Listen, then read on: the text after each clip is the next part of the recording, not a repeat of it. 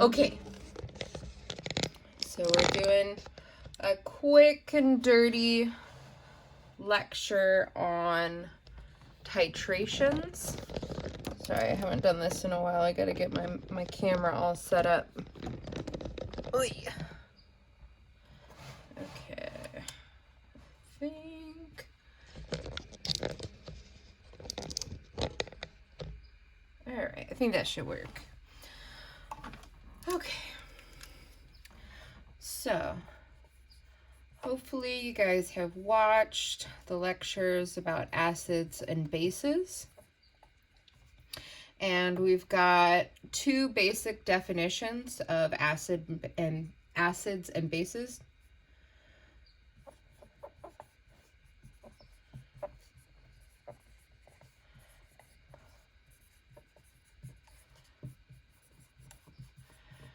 Right, so we have the Arrhenius definition.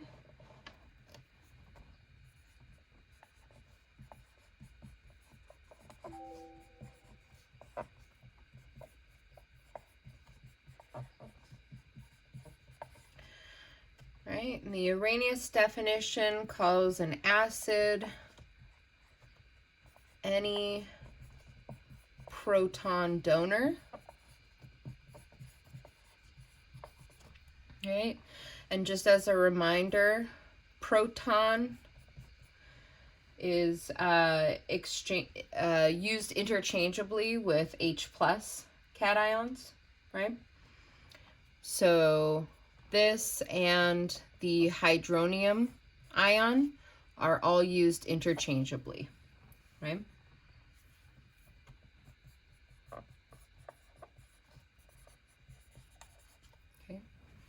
So hydronium, proton, H+ or hydrogen cation, all of those mean the same thing, and all of them mean acid, right?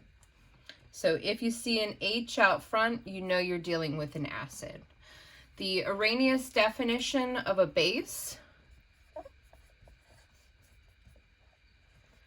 is just hydroxide, or OH-, right? And base's job is to accept a proton.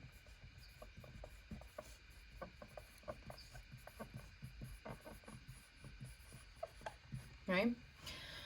But Arrhenius only looked at hydroxide, okay? So the other definition that we have is the Bronsted-Lowry.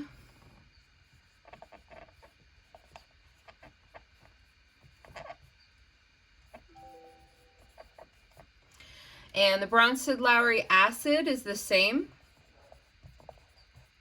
The place where they differ is in the base. Okay, so Bronsted-Lowry base is any proton acceptor.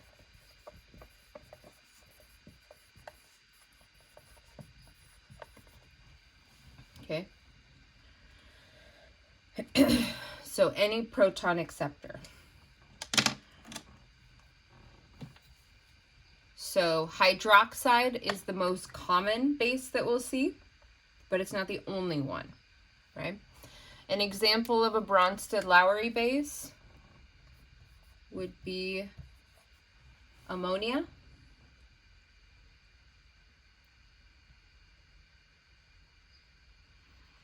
So if you take ammonia and react it with a proton, what do you get?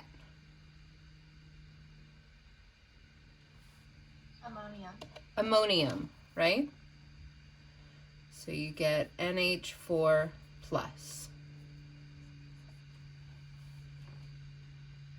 Right? So ammonia can act like a base by accepting a proton to become ammonium.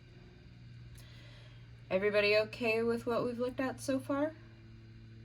Cool. Hopefully this is just a little bit of review, but I just want to get through some definitions before we start talking about titrations. May I erase? We cool? Yeah. Cool. All right. So, when we talk about solutions in chapter 9, we talk a lot about solution stoichiometry.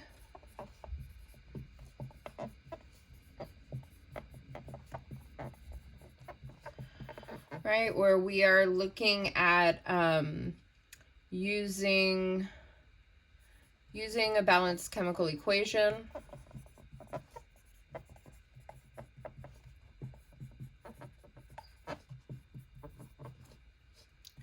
Or a BCE because I'm lazy. And combining that with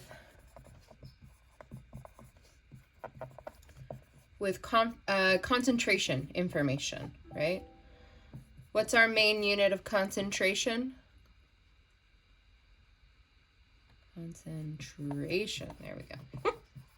Woo.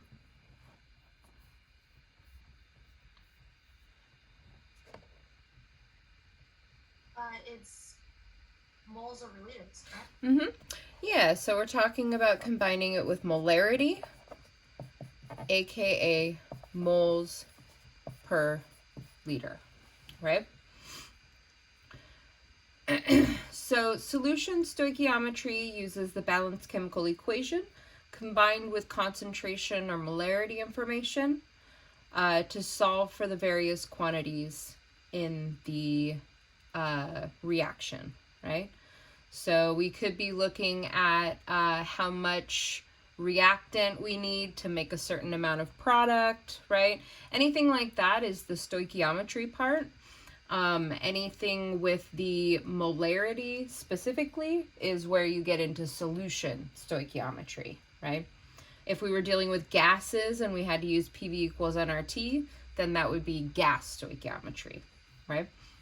But the stoichiometry is just a fancy way of saying we're using the balanced chemical equation to go between either reactants and reactants, reactants and products, products and reactants, or products and products, right?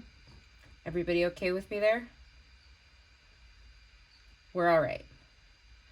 So when we talk about acids and bases, we're essentially using the same kind of reactions that we did in solution stoichiometry, which is just double Ds.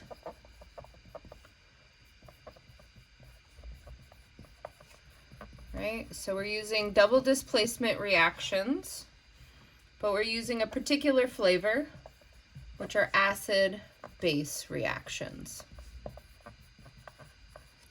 Okay, so acids and base reactions are always a type of double D. So let's say we have sodium hydroxide being reacted with hydrochloric acid, right? What would we form as products in a double D? Sodium chloride and water. So we would form, the sodium cation would hook up with the chloride anion, right? Form sodium chloride. And the hydrogen ion would hook up with the hydroxide to form water, right? So it's just another type of double D. The main difference is we don't write water the same way that we do most other ionic compounds, right? So we don't write it with the cation first and the anion second. Do you see what I'm saying, Jenna? Yeah? You with me? Cool.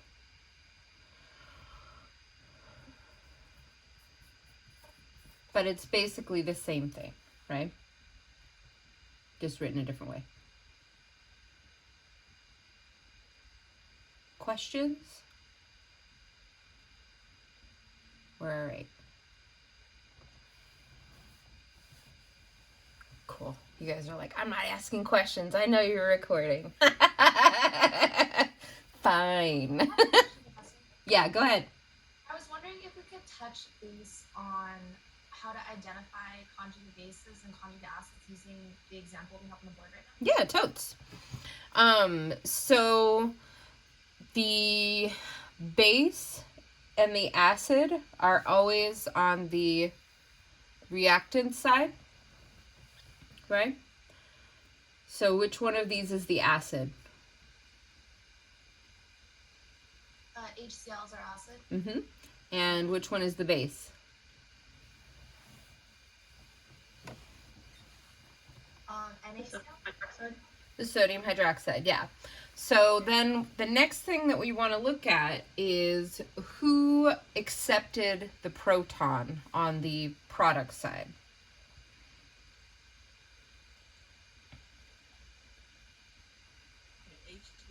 Mm-hmm. So water is always, or almost always, going to be in these reactions our proton acceptor, right? So now it has an extra proton. We would call it the conjugate acid, right? Because now it has the proton to donate. Does that make sense? Yeah, I'm kind of following. Cool. So wherever the proton ends up, that's usually going to be your conjugate acid. Okay, so just to clarify, even though sodium chloride doesn't have... Oh, so because sodium chloride doesn't have an H or an OH, therefore it is the conjugate base. Correct. And you can kind of think about this. So I think it's a little bit easier to see that chloride here is your conjugate base if you get sodium out of the way, right? So sodium in this reaction is just a spectator, right? So not always, but usually whoever's left on the product side that has a negative charge will be your conjugate base. Does that make sense, Emily? Okay, cool, yeah. I'm totally following. Cool. Any other questions about that? We're cool. May I erase? Cool. All right. So hopefully that was background for you guys. So what I want to get into today is a technique called titration. So titrations are a technique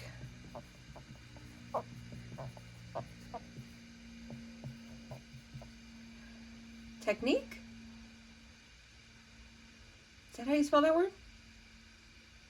I'm an idiot, you guys. Cool. Our technique used to find the concentration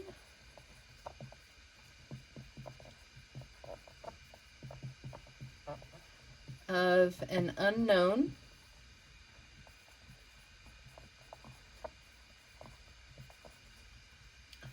using a solution, usually a solution of known concentration. Known concentration. Okay. So we have one solution or one thing that we know how to quantify and another thing that we don't know what the concentration is, right? We're using the thing we know to figure out the thing we don't know, okay? So, in a titration, the solution or thing of known concentration is usually referred to as a primary standard.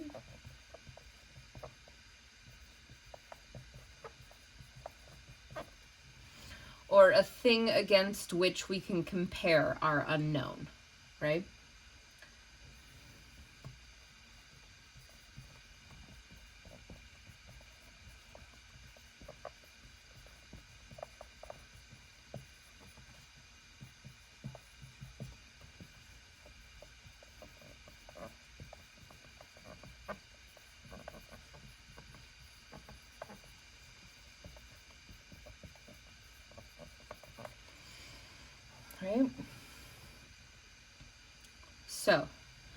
I'm going to talk about some of the definitions here, and then we're going to go through, and I'm going to draw a terrible drawing of a titration, and then we'll talk about it again, and then we'll watch an actual titration, okay? So titration is a technique used to find the concentration of an unknown using a solution of known concentration. Solution of known concentration is usually referred to as a primary standard. And when we're talking about an acid-base,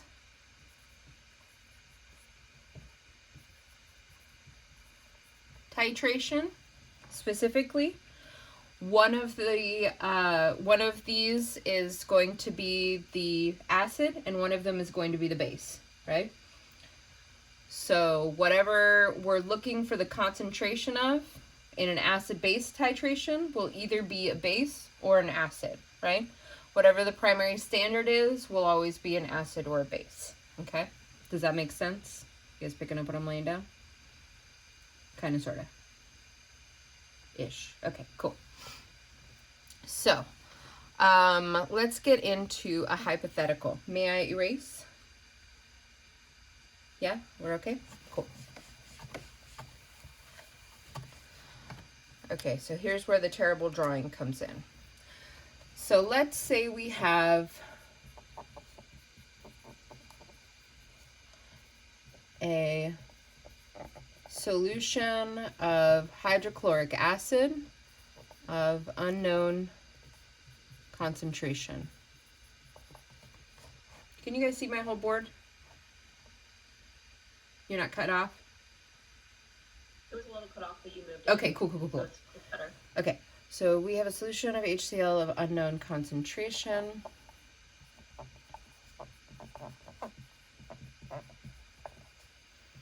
And a solution of NaOH, sodium hydroxide, that has a concentration of, let's say, 0.5 molar. Okay. So what we want to do is use the sodium hydroxide solution that we have to determine the concentration of the HCl. Sorry.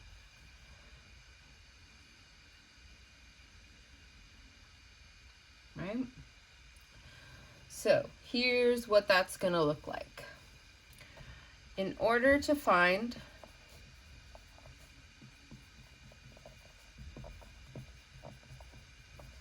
the conc of HCl, okay, we need to take a particular volume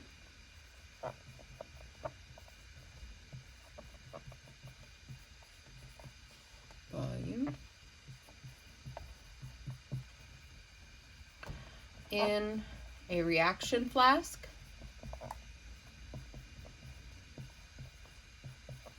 one of these guys. Ooh, pretty drawing, right? There's my reaction flask. So we're going to add our HCl to the reaction flask. And let's say that we use 25 milliliters of our HCl solution.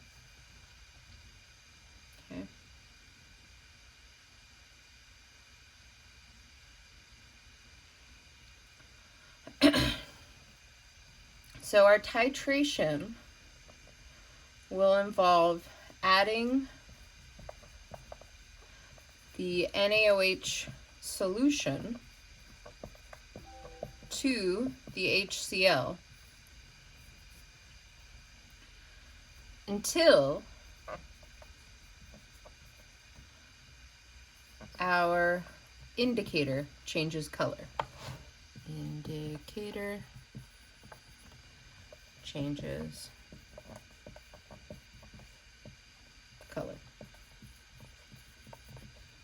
So now we got to talk about what an indicator is. I'll give you guys a minute here.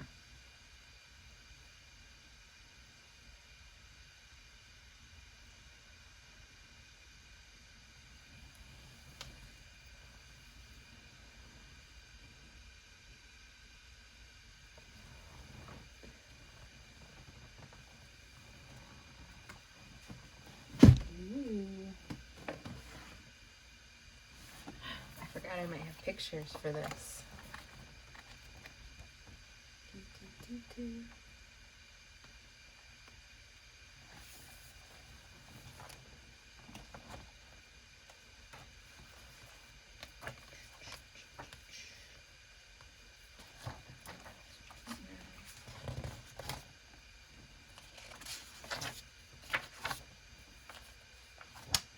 There we go. Here we go. All right. So, indicators are just chemicals that change color with varying pHs. Okay? So here are a bunch of pretty indicators. The one that we use in our titration is phenolphthalein, this guy. So it goes from colorless to red or pink. Pink, really.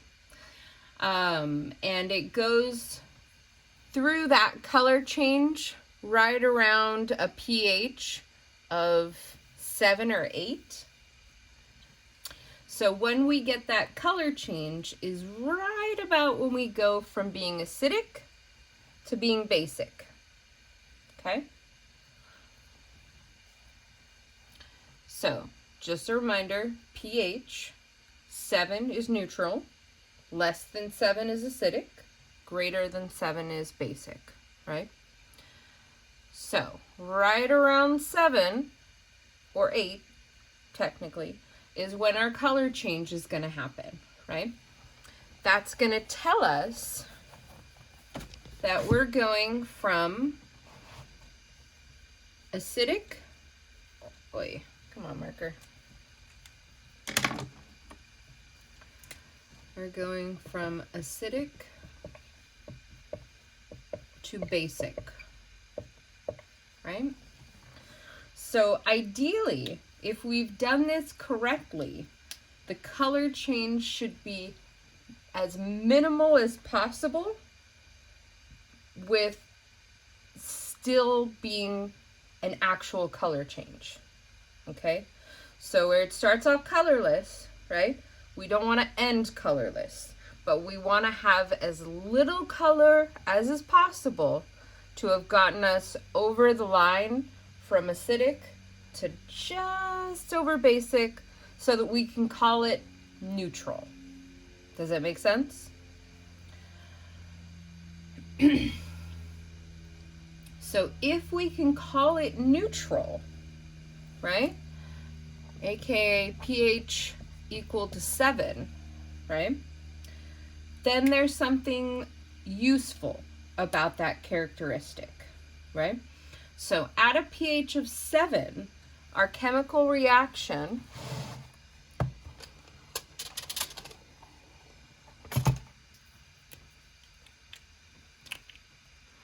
will have equal amounts of H plus and OH minus.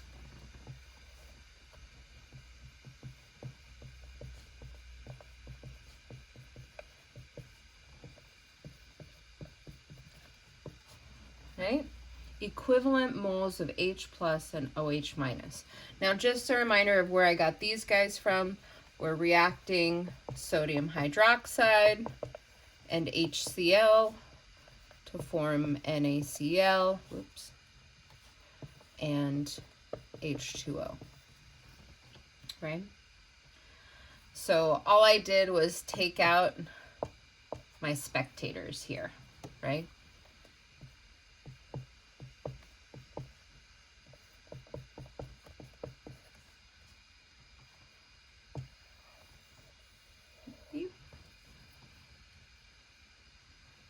You guys remember what this is called?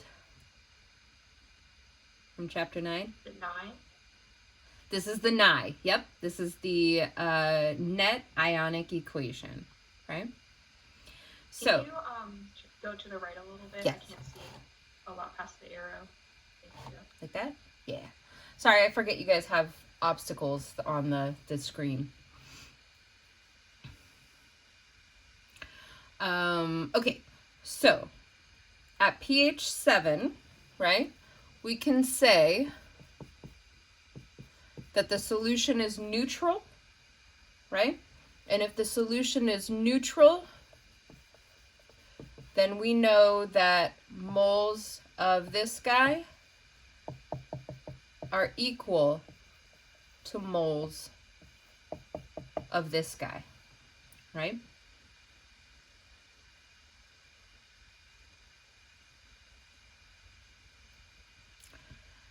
Everybody's still okay with me?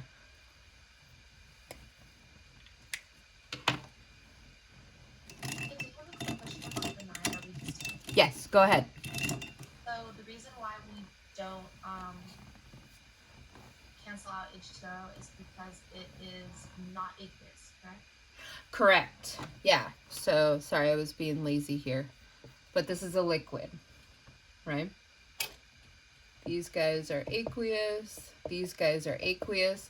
The only thing that breaks down in the total ionic equation are things that are aqueous.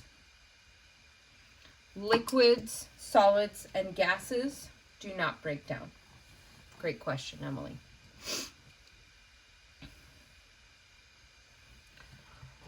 So, just to summarize here, right? When we go from colorless, right? We're going to pretend like blue is colorless. It's the color of water, right? To pink, right? We know that this is now true, right? Again, all of this depends on us doing a really good job of just barely getting to the pink, right? If we go too far, then what's the pH of the solution going to be? So remember, we're adding the base to the acid, right? So we started out acidic, that's colorless, right? Once we go to pink, right? Just a... Too basic. Exactly, right? So just a hair over, we can call it pH neutral or pH 7, right? If it's a little bit more than that, now we're getting into basic territory, right? So the quality of our measurement depends on our ability to get the titration just right. Okay? Everybody all right with me here? I have a quick question. Please do.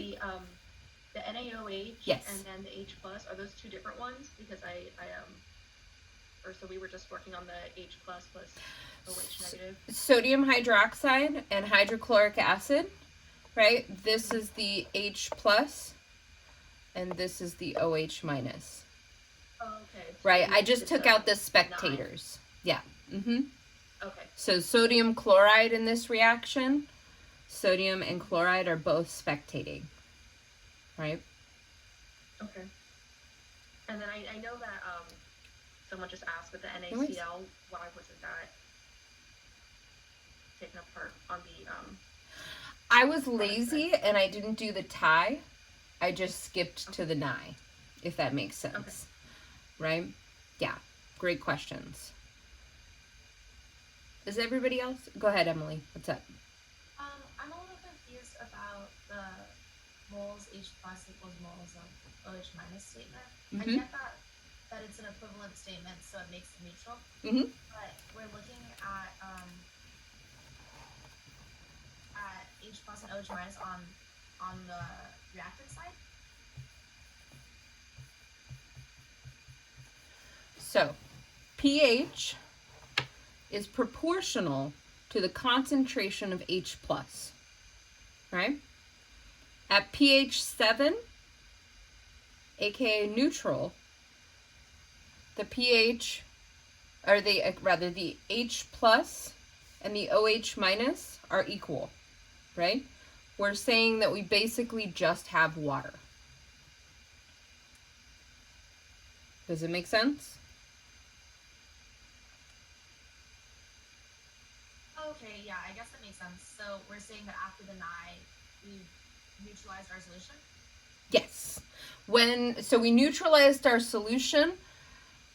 That was the point of the titration, right? And again, I'm going to draw a schematic of that, and then we're going to watch a video. So hopefully that'll tie it all together. I just want to make sure that we're okay here. Okay, cool. Yeah, that makes sense. Cool. All right. So I'm going to come back here, and I'm going to do some erasing. So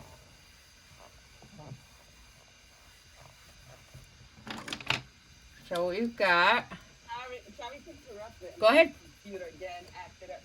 So did we stop this? No. I want to draw a picture.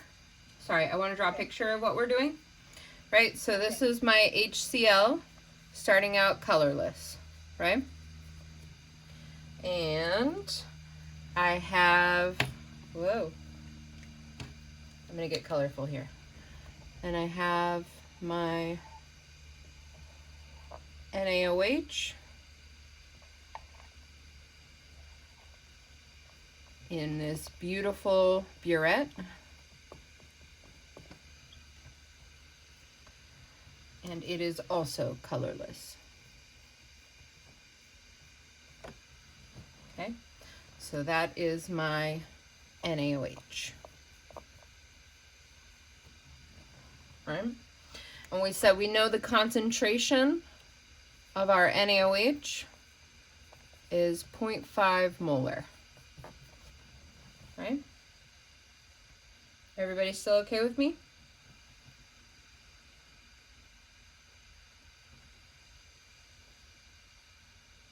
So let's say that the reading on our burette for the volume that we're starting with, our starting volume of NaOH, we'll say it's 2.50 milliliters. Okay? I'm just making these numbers up, right? So if you're like, where the heck did she just get that number from? I just made it up, right? But we'll see where it actually comes from when we look at the lab. Okay, so what we're gonna do is we're gonna add our sodium hydroxide, right? Until we get to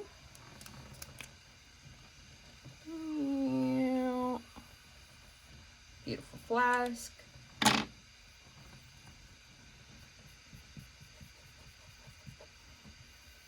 Our color change. Oops, sorry. Right? So now we've got our color change. We've got our burette.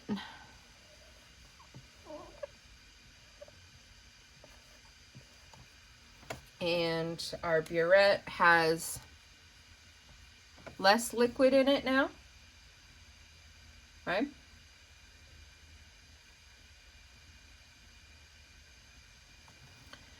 And so if we have a final volume, let's say of 25.5 milliliters,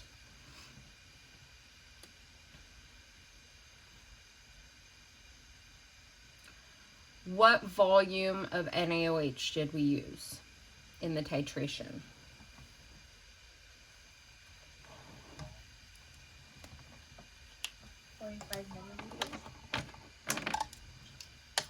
Say again, I'm sorry, Cynthia. So we would do 25.5 minus 2.5, right? That would be our volume of NaOH. 22.7. So we'd have 22.0, 23.0. 22.7. I got 25.5 minus 2.5.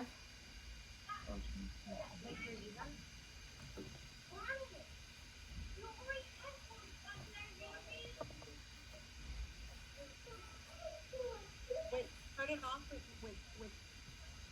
2.5? Is that what you said? Yeah. Oh, okay. Is everybody with me there? So we're subtracting this number from this number. Yeah, I put 25.0. Okay. Does that make sense, Jen? 25 too. Okay, Does that make sense, Jenna? so it's 2.5. Yeah, I just hit the wrong button. No worries, that's okay. Right? So 23.0, right? Mm-hmm. So, if we know the original concentration and we know the volume required to get our color change, then we can figure out how many moles of NaOH reacted.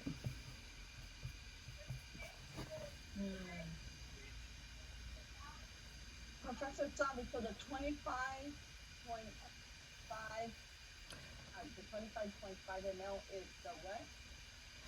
So this is the And the point? initial volume, I had the 25. and this is the final volume. Okay, but that's okay. Sorry, these are really bad. I can do better. VI, VF. Does that, can you see that a little better now, Magda? Yeah, yeah, thank you. Yeah. All right. So,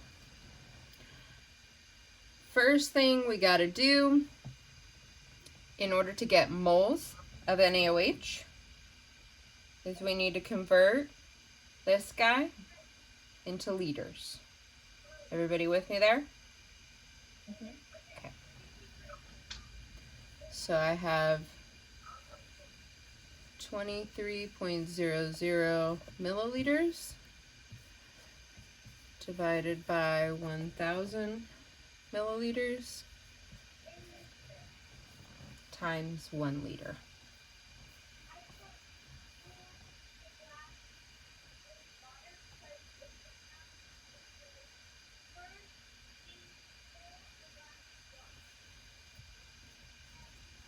And then we get the molar mass, right? Mm-mm. We don't need a molar mass here. No. So what does this give us? 0.023.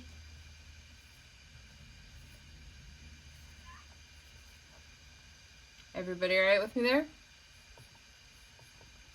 And again, we're not worried about sig figs here.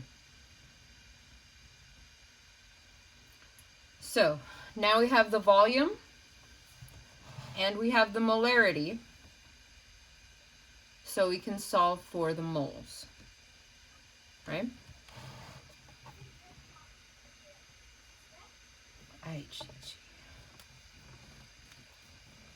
Sorry, you guys, these markers are failing me utterly. Maybe this one will work better. Yeah, that's better.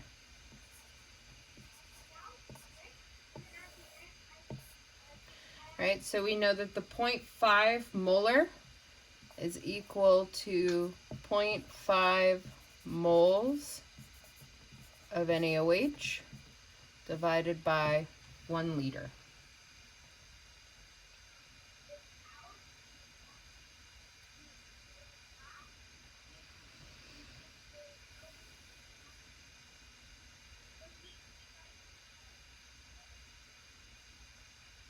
Sorry, you guys. Okay.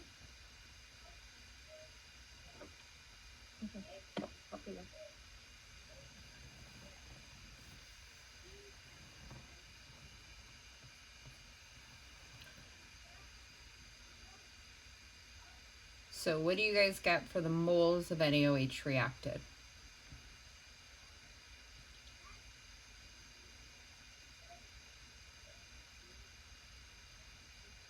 0.0115.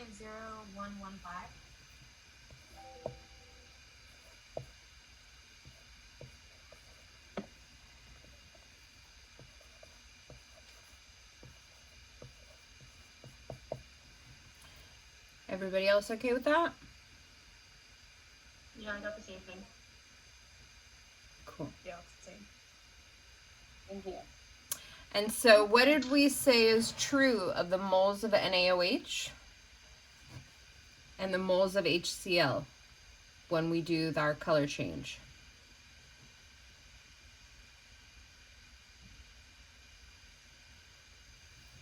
And like they depend. Yeah, right? So if we know moles of NaOH, then we also know moles of HCl.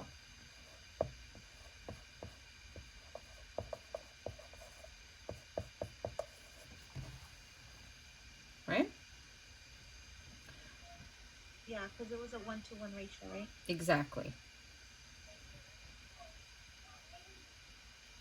Everybody still tracking? So the reason that we know that they're equivalent is because of the balanced equation? Because in our reaction, the reactants are 1-to-1, right? So we can say that moles of HCl, moles of HCl are equal to moles of NaOH.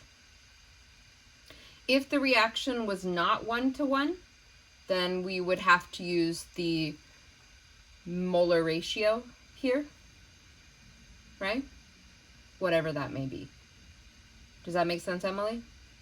Okay, yeah. So the reason that we don't use stoichiometry is because it's 1-to-1. Yeah, and it's not even that we're not using stoichiometry, it's that we're doing it lazily, right? So realistically, what we're saying here is that 1 mole of HCl is equal to 1 mole of OH at the equivalence point when we're neutral, right? Okay, sounds good. Yeah. There's just, it's kind of hard to connect what we talk about in stoichiometry to what's in the lab without actually being in the lab. Do you know what I mean? Because I feel like you learn the two concepts when you're physically doing it, you learn it one way. And then when you're learning it in lecture, you learn it a little bit differently. And then you kind of try and blend the two together. And that's when, hopefully, it clicks, right? But we unfortunately don't have the advantage of being able to do it physically. So you guys are kind of, unfortunately, having to have me narrate this this understanding or lesson for you. So, which is not as good. So everybody's okay with the fact that moles of NaOH and moles of HCl are equal here. Okay. So if we have moles of HCl and the volume of HCl, we can solve for the concentration of the HCl.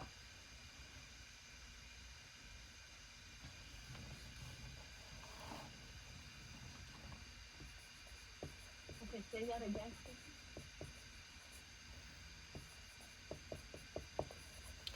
So if we have moles of HCl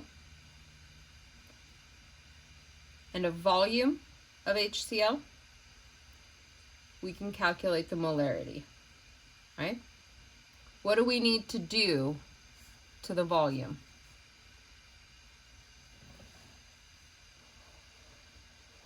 Professor. Yeah. This is why I got messed up. So here I see that you have 25 milliliters of HCl. But when you did it on the other side, you had put 2.5. I did? On the, yeah, that's what, remember how I said I had 25 too? For the HCl? Yes. Oh, I thought I could have sworn I said maybe I said it and wrote it differently. Yeah, you wrote 2.5. That's why we changed it. We changed it. Okay, I meant 25. Okay. So that's Sorry. For, That's why. Yeah, okay, cool. Thank you guys. This is why erasing things is dangerous for me. I'm sorry about that, you guys. Oh, I'm not following. I'm a little confused. What Cynthia was saying is that before I erased what the original problem was, that I had written down that the volume of HCl was 2.5 milliliters. No, you said 25, and then you told us that volume. Okay, wait a minute. HCl, right? Yeah. So we're talking about the purple writing, the original problem, where I said that we had the known solution. So V1 is NOH.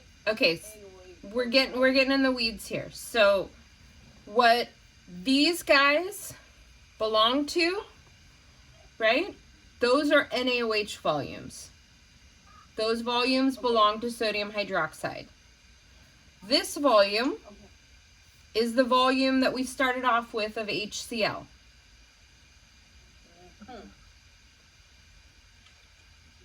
Cynthia, Thank you very much. did I make a mistake here, Emily? Or am I correct? Am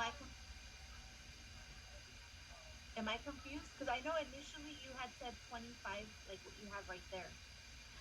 This is the volume of HCl. These two volumes, or three volumes here, are for NaOH. They are not the same thing. Oh, okay, then okay. Yes.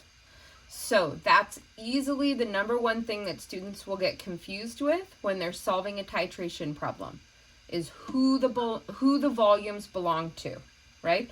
We can only use the volume of NaOH with the molarity of NaOH, right? That's the only volume that will cancel these liters. You picking up what I'm laying down here? The volume of HCl can only hook up with moles of HCl, right? I'm just a little confused. I don't know if anyone else caught that, but Let's try and move past it. I'm pretty sure that the HCl I put, this was the only volume that I put for HCl. Okay, on the other side. Okay. Pretty sure. There's no volume given on this side. Right? Okay. We're just gonna upload the video, so we'll have to watch it again. Yeah, that's all. Yeah. Let's move along. Cool. So, anyways, what do we need to do with the volume of HCl? Convert it to liters. So, what do you guys get when you convert that to liters?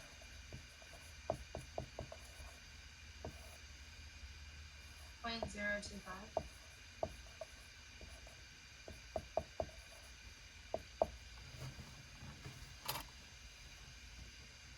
So, what is the molarity of our HCl solution?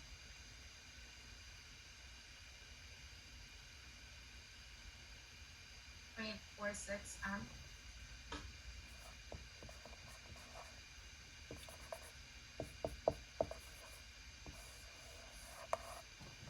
All that work just to find that little concentration. Oof, I have a tummy ache.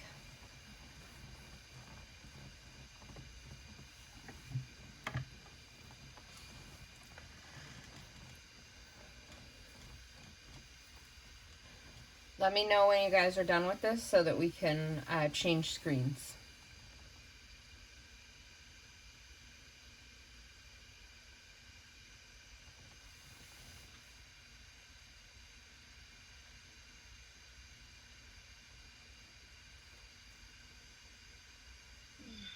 May I take this down now?